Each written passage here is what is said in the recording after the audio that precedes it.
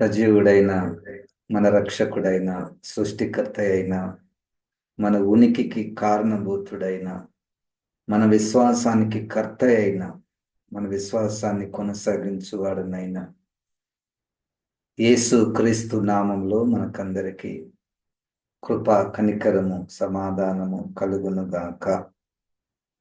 దేవుని యొక్క వాక్యాన్ని మనము క్రమంగా ధ్యానం చేయడానికి పరిశుద్ధాత్మ దేవుడు మనకు అవకాశం ఇస్తూ ఉన్నాడు.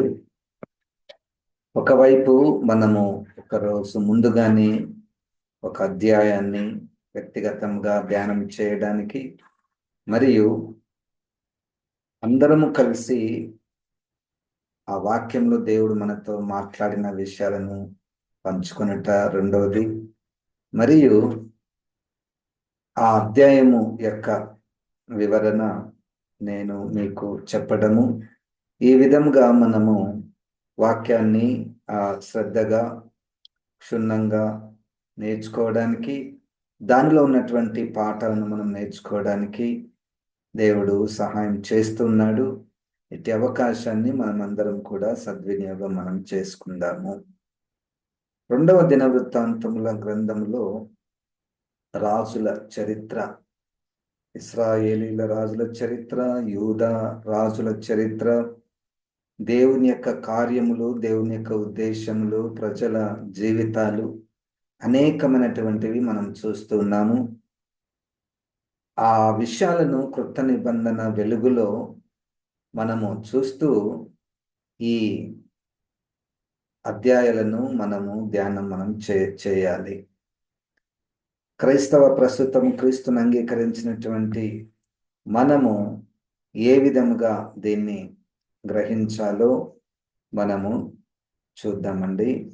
2వ దినవృత్తాంతములు 27వ అధ్యాయంలో యూదా రాజు అయినటువంటి యోతాము అన్నటువంటి యూదా రాజు గురించి మనం ఇక్కడ చూస్తాము.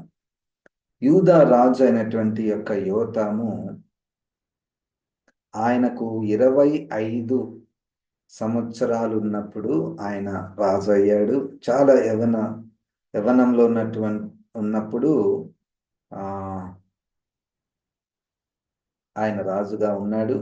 మరియు 16 సంవత్సరాలు యెరూషలేములో ఆయన రాజుగా పరిపాలించాడు. మొదటి వచనంలో 2వ దినవృత్తాంతంలో 27 మొదటి వచనం, యోతాము ఏలనారంభించినప్పుడు 25 ఏండ్ల వాడై యెరూషలేములో 16 సంవత్సరములు ఏలెను. అతని తల్లి సాదోకు కుమార్తె, ఆమె పేరు యెరూషా.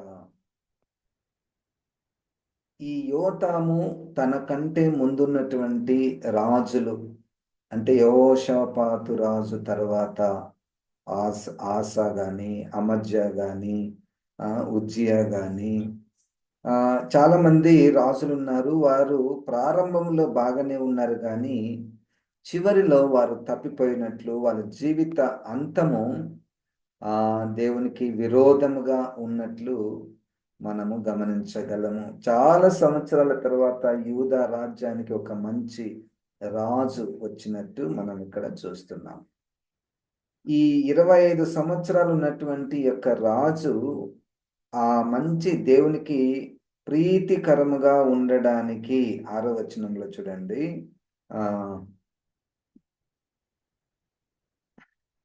ఈలాగున యోతాము తన దేవుడిని యెహోవా దృష్టికి యథార్థముగా ప్రవర్తించి బలపరచబడెను.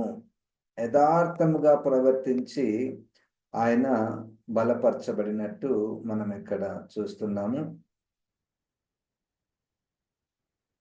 ఈ విధంగా అంటే యథార్థంగా ప్రవర్తించడానికి, మరియు 2వ రాజుల గ్రంథములో ఈయన గూర్చి 15వ అధ్యాయములో 34వ వచనాన్ని, ఆయన గురించినటువంటి మరొక మంచి విషయము మనం అక్కడ చూస్తాము. 2వ రాజులు 15వ అధ్యాయములో 34వ వచనము, అతడు యెహోవా దృష్టికి నీతిగా ప్రవర్తించి తన తండ్రి అయిన ఉజ్జియా చర్యను పూర్తిగా అనుసరించెను. ఇక్కడ నీతిగా ప్రవర్తించి అన్నటువంటి మాట మనం చూస్తున్నాం.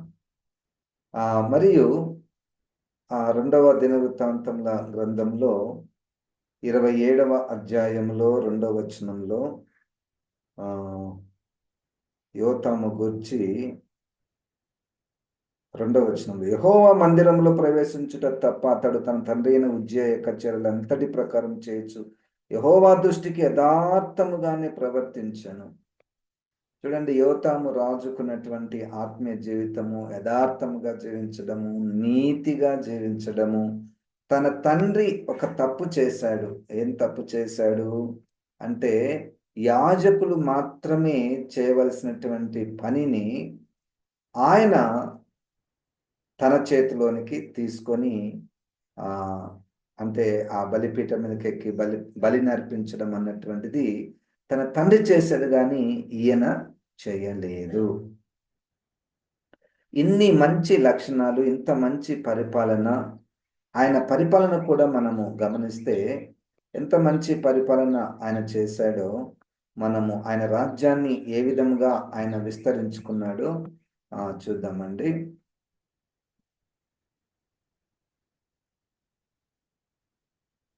35వ వచనంలో అంటే 2వ రాజుల గ్రంథము అంటే 15వ అధ్యాయములో, ఈ 2 రాజులు 15వ అధ్యాయము మరియు 2వ దినవృత్తాంతములు 27వ అధ్యాయంలో ఈ యోతాము గూర్చినటువంటి విషయాలు మనకు కనపడతాయి. ఈ 2వ రాజుల గ్రంథము 15వ అధ్యాయంలో 35వ వచనంలో ఆయన మంచి కార్యాలు చేశాడు. అదేమిటంటే, ఆయనను ఉన్నత స్థలములను కొట్టివేయకుండాను, జనులు ఉన్నత స్థలమందు ఇంకను బలిని అర్పించచ్చు, ధూపం వేయుచుండిరి. ఇతడు యెహోవా మందిరమునకున్న ఎత్తైన ద్వారమును కట్టించను. ఒకటి కట్టించడం, ఎత్తైన ద్వారమును ఆయన యెహోవా మందిరమునకున్నటువంటిది కట్టించడం అన్నటువంటిది కూడా ఆయన చేయడం జరిగింది. మరియు 2వ దినవృత్తాంతములు 27:3లో అతడు యెహోవా మందిరపు ఎత్తు ద్వారమును కట్టించి ఓపేలు దగ్గరనున్న గోడ చాలా మట్టుకు కట్టించను. ఈ కట్టించనన్నటువంటి మాట దేనికి సూచన అంటే, కాపుదల కొరకు, అంటే తన ప్రజలను కాపాడుకోవడానికి, దేవాలయమును కాపాడుకోవడానికి ఆయన అంటే they had to build such towers, such walls to protect from their enemies. 4వ వచనంలో, మరియు అతడు యూదా పర్వతములలో ప్రాకారపురములను కట్టించి అరణ్యములలో కోటలను దుర్గములను కట్టించను. యోతాము రాజు చాలా యవనస్తుడైనప్పటికీ ఆయన ఒక మంచి మిషన్ కలిగి ఉన్నాడు. అదేంటంటే కట్టించడం, ప్రొటెక్షన్ చేయడం. పర్వతములలో ప్రాకారములను కట్టించి అరణ్యములలో కోటలను దుర్గములను కట్టించను. 5వ వచనంలో, అతడు అమ్మోనీల రాజుతో యుద్ధము చేసి జయించను గనుక అమ్మోనీలు ఆ సంవత్సరం అతనికి 200 మనుగుల వెండిని, 10,000 కొలల గోధుమలను, 10,000 కొలల యవలను ఇచ్చిరి. ఈ ప్రకారంగా అమ్మోనీలు మరు సంవత్సరమును 3వ సంవత్సరమును అతనికి చెల్లించిరి. యుద్ధములో శత్రువులతో కూడా జయము పొందినటువంటి వ్యక్తి, తన దేశాన్ని కాపాడుకోవడానికి అనేక కట్టడాలను కట్టించినటువంటి వ్యక్తి. మొదటి పాఠం ఏమిటంటే, ఒక పరిపాలకుడు, దేవుని ద్వారా ఏర్పాటు చేయబడినటువంటి యోతాము రాజు యథార్థవంతుడు, నీతిమంతుడు. తన తండ్రి చేసినటువంటి తప్పును, అంటే ఒక క్రమాన్ని అనుసరించినటువంటి వాడు, అంటే మోషే యొక్క ధర్మశాస్త్రానికి గౌరవము ఇచ్చినటువంటి వాడు. యాజకులు చేయవలసినటువంటి పనిని యాజకులని చేయనీయుట. ఇది అంటే తండ్రి తప్పు చేసినా కానీ, తప్పు చేశాడు, ఆ తప్పును ఆయన సమర్థించలేదు. తాను ఆ పని చేయకూడదు అంటే, ఇంట్లోనే తన తండ్రికి కుష్ఠరోగం వచ్చినట్టు చూశాడు. ఇంట్లో ఒకరికి ఏదైనా విపత్తు జరిగితే వారి నుండి పాఠాలు మనము నేర్చుకొనుట. దేవునికి స్తోత్రం, హల్లెలూయా. ఇంట్లో నా తండ్రికి ఎందుకు కుష్ఠరోగం వచ్చింది? దేవునికి విరోధంగా నడుచుకున్నట్టే నందుకే కదా, నేను ఆ పని చేయకూడదు. దేవునికి స్తోత్రం, హల్లెలూయా. ఇంట్లో మనం అందరిని చూస్తుంటాం, పిల్లలను, తల్లిదండ్రులను, భర్తను, భార్యను. ఎందుకు ఇట్లా జరిగింది ఈమెకు? ఎందుకు ఈయనకి ఇట్లా జరిగింది?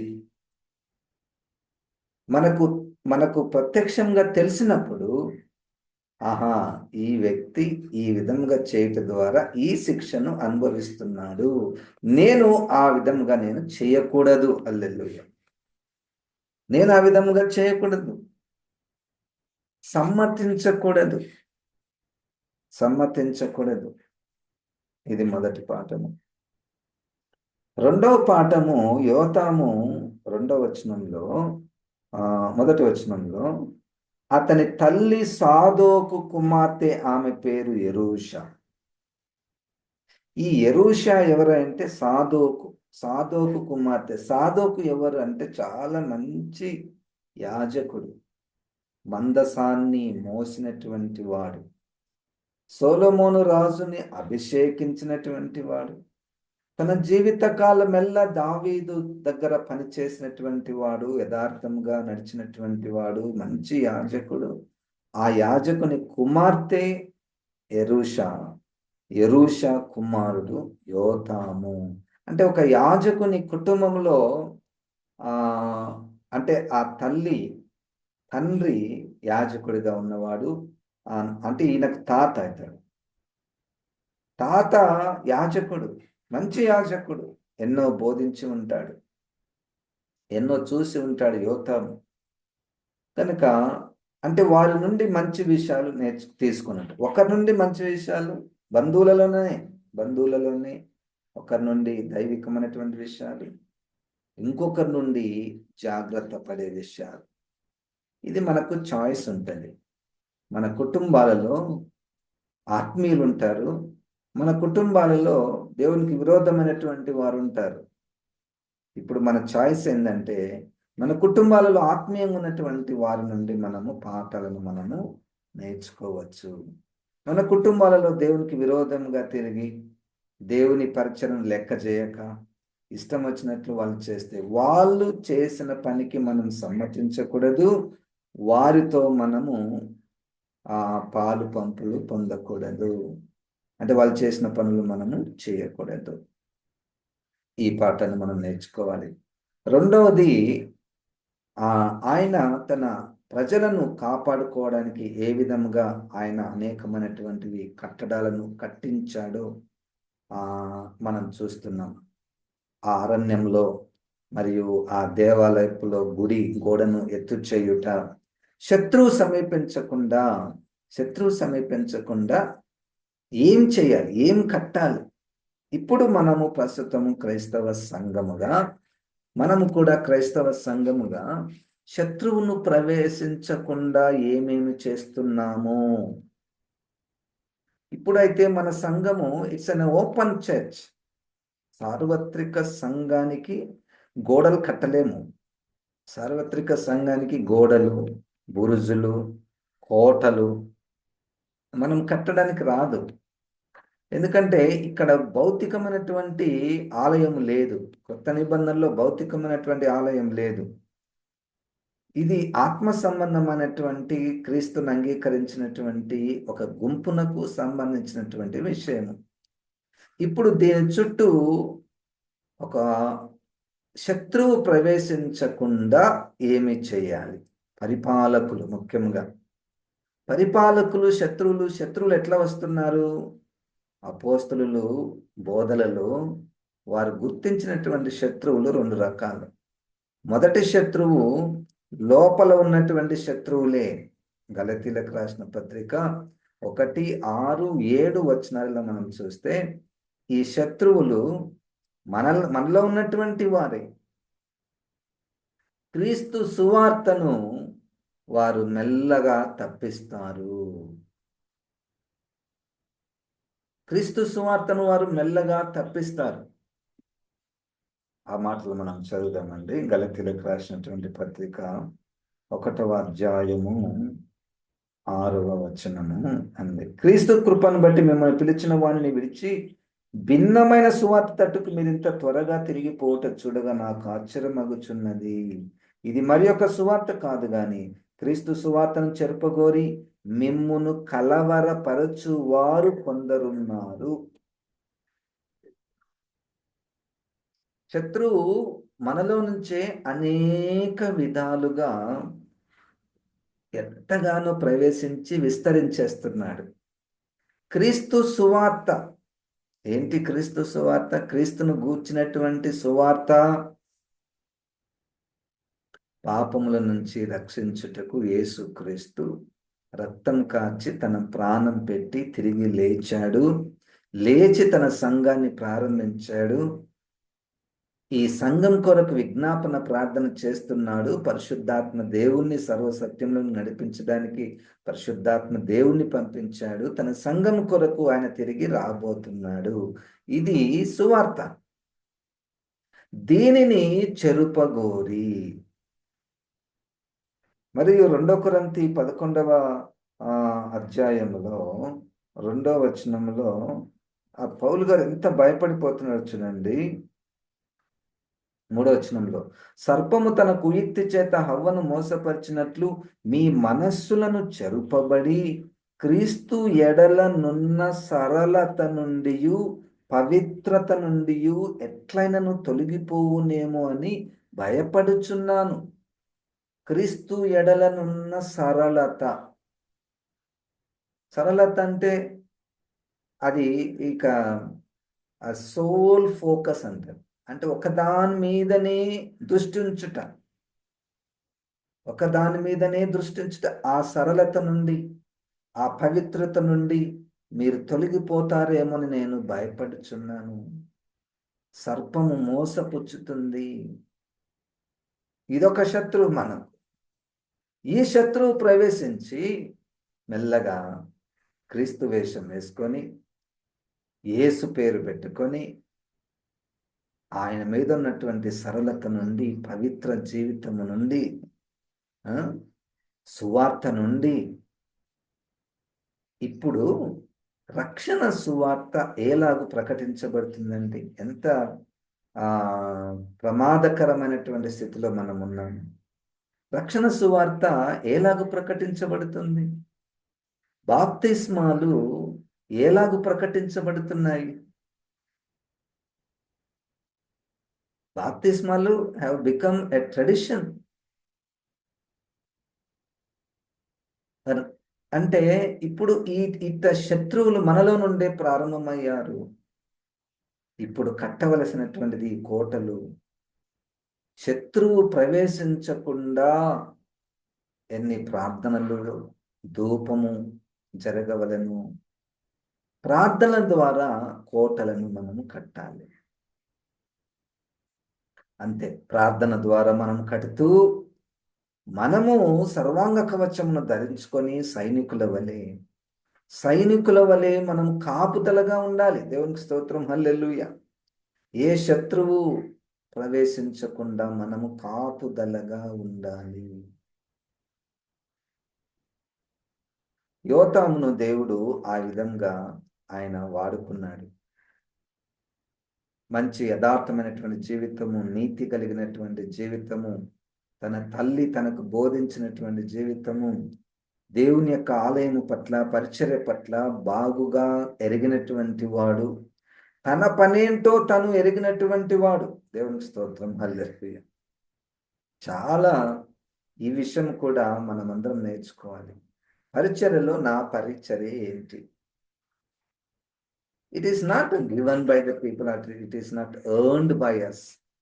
ఇది నేను సంపాదించుకున్నటువంటిది కాదు, నేను ప్రయాసపడి తీసుకుంటున్నటువంటిది కాదు. కానీ ఎవరు ఈ పరిచర్య నీకు ఇచ్చారు? ఇది ఫస్ట్ పాయింట్.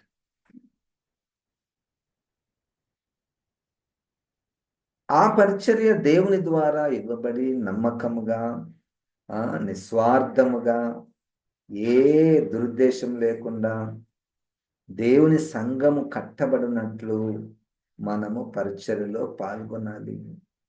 ఒకరి పరిచర్లోనికి ఇంకొక పరిచర్య మనము అట్లా పోవడం వలన అట్లా పోవడం వలన సంఘం ఎదగదు. ఎదగడం పక్కన పెడితే చాలా డిస్టర్బ్ అయిపోతుంది. ఒకరి పని ఒకరు చేస్తే ఎంత డిస్టర్బ్ అవుతుంది కదండి. మన అవయములతో మనము పౌలు గారు పోల్చినట్లు ఒక అవయవము ఇంకొక పని చేస్తే ఎలా ఉంటుంది? కాళ్ళ పని చేతులు చేస్తే ఎట్లుంటుంది? చేతుల పని కాళ్ళు కాళ్ళు చేస్తే ఎట్లుంటుంది? ఉదాహరణకు మీరు ఎవరన్నా ఎదురొస్తే మనము షేక్ హ్యాండ్ ఇస్తాం కదా. మీరు చేయి జాపినప్పుడు నేను కాలు పెట్టినాను అనుకోండి, ఎలాగుంటుంది? అంత భయంకరమైనటువంటి విచిత్రమైనటువంటి విధంగా సంఘం తయారవుతుంది. ఎప్పుడు? నా పని నేను చెయ్యకుండినప్పుడు, ఎప్పుడు నేను ఇతరుల పనులు నేను చేస్తాను అని అన్నప్పుడు. ఉజ్జియా ఆ పని చేశాడు, తప్పు చేశాడు. అంత చాలా విచిత్రంగా. అదేంటి, మేము కదా అహరోను సంతతి వారు, లేవీయులు, యాజకులు, వీళ్ళు కదా ఈ పని చేసేది. మళ్ళా ఆ పనిలో కూడా సంఖ్యాకాండం 16వ అధ్యాయం ప్రకారము లేవీలలోనే మరలా డిఫరెంట్ వర్క్స్. దాంట్లో కూడా కొట్లాటలు వద్దు. ఇంకా పరిచర్యలోనే డిఫరెంట్ డిఫరెంట్ వర్క్స్. సేవకులలోనే కొందరు సువార్థికులు, కొందరు కాపరులు, కొందరు ప్రవక్తలు, కొందరు బోధకులు, కొందరు అపోస్తులు. డిఫరెంట్, అందరు సేవకులే అండ్ డిఫరెంట్ వర్క్స్. ఎవరు నువ్వు, ఎవరు నేను? ఒకరి పని ఒకరి చేయుట అది వాక్యానుసారమైనటువంటిది కాదు. అడ్వైజెస్ ఇవ్వచ్చు, సలహాలు ఇవ్వచ్చు, ప్రార్థన చేయొచ్చు. They are gifted in particular ministry. We have to honour it and respect it and encourage it. మనకు చాలా చిన్న పరిచయం ఉండొచ్చు, కానీ జీతం మాత్రం ఒక్కటే కదండి. యోతాము రాజు తన ప్రజలను ఏ విధముగా గోడలను, కోటలను, ప్రాకారములను కట్టి కాపాడుకున్నాడు అంటే దేవుని దృష్టికి ఆయన యథార్థంగా జీవించాడు, ఆయన నీతిగా జీవించాడు, దేవుని క్రమాన్ని అనుసరించాడు. తన తల్లి యెరూషా యొక్క తండ్రి అయినటువంటి సాదోకు యాజకుడు, మంచి యాజకుడు, తన జీవిత కాలమెల్లా దావీదు దగ్గర పనిచేసినటువంటి వాడు, సొలొమోనును అభిషేకించినటువంటి వాడు, మందసమును మోసినటువంటి వాడు. ఇక మందసమును మోసినటువంటి వారైతే ఎంత ధన్యులో. ఎందుకంటే అందరు మోయడానికి రాదు కదా, అది అందరు మోయకూడదు. ఎవరైనా టచ్ చేస్తే చనిపోతారు. అంత మోస్తున్నాడంటే ఎంత పవిత్ర జీవితం ఉండాలనో, ఎంత పరిశుద్ధంగా ఉండాలనో. ఆ పరిశుద్ధత, ఆ నీతి తన కుమారునికి వచ్చినటువంటి విధానం మనం చూస్తున్నాం. దేవునికి స్తోత్రం, హల్లెలూయా. మనము పేరెంట్స్గా ఇదే మన పిల్లలకు మనం నూరిపోయాలి. దేవునికి స్తోత్రం, హల్లెలూయా. నాయన, దేవునికి ఒక మంచి పరిచర్య ఇచ్చాడు. పరిచర్య ఇట్లా చేయాలిరా, ఇట్లా చేయాలి, మీ తాత చేసినట్టు చేయాలి. సాదోకు యాజకుడు తన ఎట్లా చేశాడో, మందస్సమును మోయగలిగినటువంటి వారంటే శరీర బలము కాదు, అర్హత ఏంటంటే పరిశుద్ధత. దేవుడు వారిని ఎన్నుకున్నాడు. అట్టి ఫస్ట్ పరిశుద్ధత. పరిచర్యకు ముందు పరిశుద్ధత, పరిచర్యకు ముందు నీతి, పరిచర్యకు ముందు యథార్థత. ఇన్ జనరల్గా అందరూ కాదు, కానీ ఇవి మనకు ఎక్కడైనా కనపడతాయా? పరిచర్యకు ఎక్కడైనా మనకి ఇవి కనపడుతున్నాయా? పరిచర్య చేసేవారు వారి బుద్ధి బలము, శరీర బలము, డబ్బు, ఇవి క్రైటీరియాగా తీసుకుంటున్నారు. లోక జ్ఞానం ఉంటే నువ్వు పరిచర్య చేయొచ్చు అని లేకపోతే బలం ఉంటే, ధనం ఉంటే నువ్వు పరిచర్య చేయొచ్చు అని. ఈ కాలంలో ఆ విధంగా చూచుట. డబ్బు ఉండడం తప్పు కాదు, బలం ఉండడం తప్పు కాదు. కానీ దానికంటే ముందు పవిత్ర జీవితము, యథార్థ జీవితము, నీతి జీవితము మనము యోతాము వలె మనము కలిగి ఉండాలని దేవుడు కోరుచున్నాడు. అయినా ఎంత కష్టపడ్డా ఏమైతుంది చూడండి. ఆయన 35వ వచనంలో, 2వ రాజులు 15:35లో ఇంత కష్టపడ్డాడు కదా ఆయన. ఆయన ఏమైంది? ప్రజలు ఏం చేశారు చూడండి. 2 రాజులు 15వ అధ్యాయము 35వ వచనము.